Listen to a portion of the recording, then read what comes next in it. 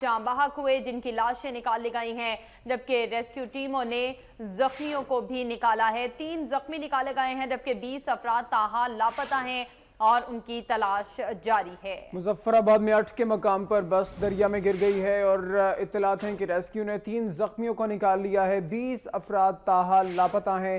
8 के मकाम पर बस दरिया में जा गिरी है। रेस्क्यू ऑपरेशन के दौरान 5 अफराद की लाशें भी निकाली गई हैं और ये भी इत्तलात आ रही हैं कि 3 जख्मियों को भी निकाला गया है, लेकिन 20 अफराद ऐसे हैं जो कि लापता हैं और इन 20 अफराद की तलाश का सिलसिला जारी है। मुजफ्फराबाद के करीब 8 के मकाम पर बस दरिया में गिर गई है और रेस्क्यू ऑपरेशन जारी है। रेस्क्यू ऑपरेशन के दौरान 5 अफराद की लाशें निकाली गई हैं और ये भी बताया जा रहा है कि रेस्क्यू टीमों ने 3 जख्मी अफराद को निकाला है, जबकि 20 अफराद ताहाल लापता हैं और इन 20 लापता अफराद की तलाश का सिलसिला जारी है। अफसोसनाक वाक़या पेश आया आज सुबह मुजफ्फराबाद में, जहां पर 8 के मुकाम के करीब बस दरिया में गिर गई। इस रेस्क्यू ऑपरेशन के दौरान 5 अफराद की लाशें निकाली गई हैं। मजीद तफसीलात जानेंगे दानिश कयूम से।